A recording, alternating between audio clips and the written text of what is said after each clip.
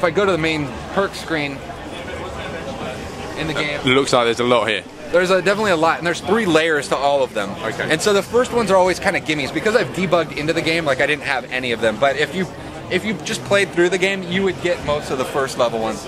But as you start playing through, they become these kind of like macro level objectives on top of the game. The player can just do for themselves. Like, oh, I want better sniping stuff. So if I kill enough guys with the sniper rifle, I'll get better with the sniper rifle and improve those skills. It'll improve his skills, and sometimes it'll unlock new things in the shops, and actually sometimes even unlock mechanics in the game as well. I might just add that is the coolest Nazi being shot in the face there. Yeah, definitely wanted to have a little fun with the flavor of the perks in the game. So the other things you can do is you can go around farming the world, like getting gear from Nazis, like sniping guys. Oh, that was awesome. Or you can definitely jump around. I have it in a demo mode so I don't die, but the game is actually quite harder than I actually will make it look like. I take it blood went on the screen there. Does it go black and white after you start taking a few? The blood will start kind of seeping in, and eventually he'll die inside of the black. We couldn't use the black and white because that's actually part of the other mechanic of the fight. So you can see like all that area that's still not inspired in the game. Contraband is things like bottles of champagne, it's cigars, cigarettes, and that all becomes your currency. So you kind of pick all that stuff up.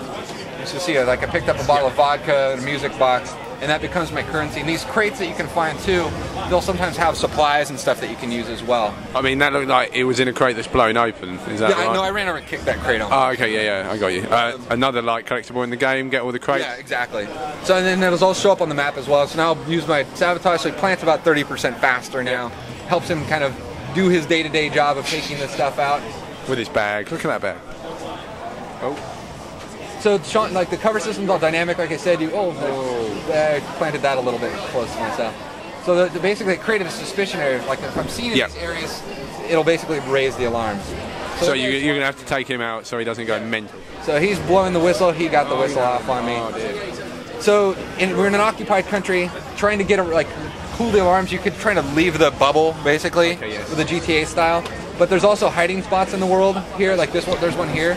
But see, it gets disabled when somebody sees you. So it's to your advantage to go around taking these things out. This is persistent. Like if I kill take that tower out, take the AA gun out, all those things become persistently removed from the world. And so they're not going to be there. Like, oh, so there's a sniper up there. He's going to be a pain to get. So what you can do is just use all this stuff, take these things out, and eventually those hiding spots become more accessible even to you. It says alarm 1 at the bottom. Is that the area you're in, or are there several like? So no, that's just the alarm level. There's 5 different alarm levels. So I'm definitely going to push it up here because you can take like the AA gun, which is one of those targets in the world. You can use that against them, and actually fight back against the occupation with it. Are we looking at explosive environment? So it's destructible. Not like a completely destructive environment, but we do have a lot of destructible stuff in the environment. I imagine you won't be able to take out any of that house down there. Or no. One of the things we focused on, we're like, okay, we're not making a game about blowing everything up. We're actually kind of defending the city in a lot of ways. But then, so this thing... Who would want to blow up France, right? Exactly. So the alarm levels, when they pushed up to 3, eventually they would jump in these AA guns and start firing them at you. Oh dear. So you want to take these things out as well. So I can blow this thing up so later in the game, if I came back by here, they wouldn't be able to actually attack me with it anymore. So like I was saying, the sniper perk, it's like if I look at the sniper, like when I sight in, I kind of drift around. It's not, it's kind of hard to keep a steady aim. So if I focus on that, I can improve my sniping skills in the game. There's a lot of screaming there. So I got a perk. So that'll reduce my drift. So now when I sight in, nice and steady, except for the guy bouncing the bullets off me. The groin shot. And I also got another perk for just killing Nazis with bullets. This is something you'd actually get really pretty early. It's like in the prologue of our game, just by playing the game. But it reduces the recoil of the automatic weapons. The prologue being the race at the start, or it's the race through Sean kind of escaping out of Germany back into France and then ultimately into Paris. So that's basically the start of the core of the game, where Sean and then becomes the Saboteur after that. Right, can we check out this black and white area? I fancy some old school. So the black and white was really like we needed to sell this mood of the occupation, and just putting Nazis down in this. This Amelie-inspired, colorful world wouldn't really sell that idea of the occupation. So we're like, how do we just suck the life out of the world, and really went with the black and white to sell the idea of it in the game. Oops, let me hide out over here.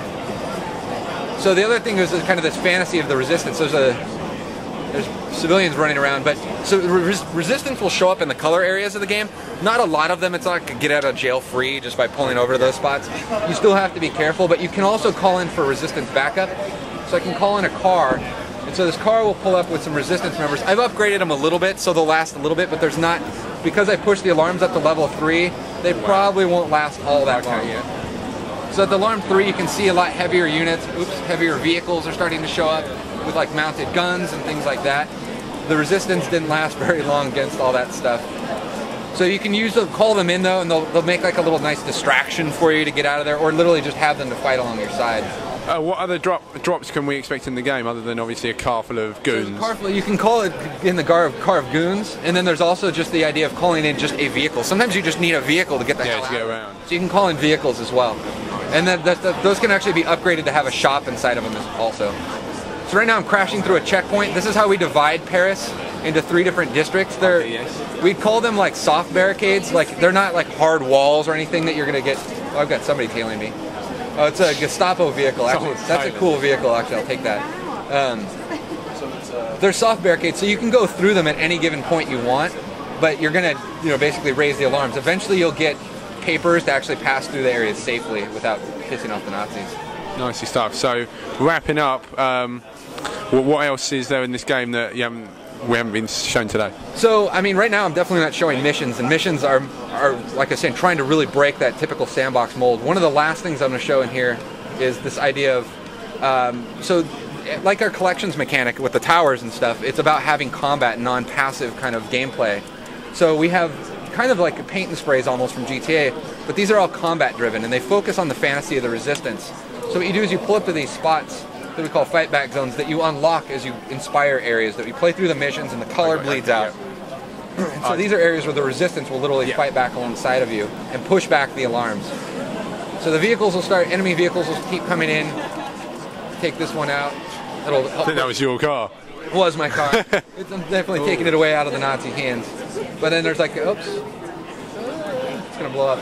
A lot of the heavier vehicles have things like weak spots on them, so you can take out the fuel. I like those imperial tanks, yeah. And we put them on the, we use color in them so that they pop out in that black and white, so that they really stick out. The player can really identify them and see them in the environment and know that they're there to use.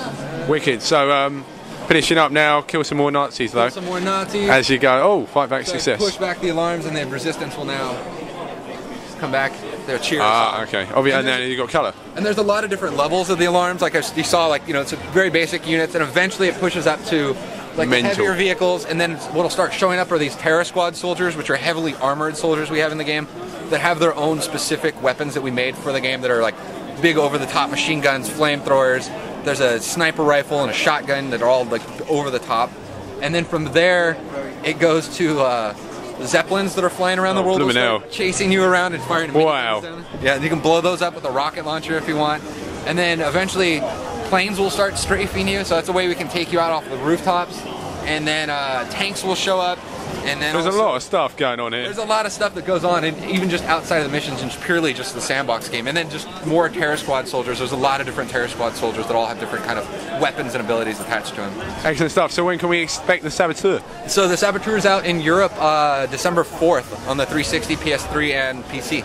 Nicely stuff. Thank you so much. Great. And I look forward to playing it. Thank you. Myself. Any demos? We haven't announced any plans for a demo. So. You want a demo, don't you? I do. Thank you very much. Sam Clay, T from X. More come.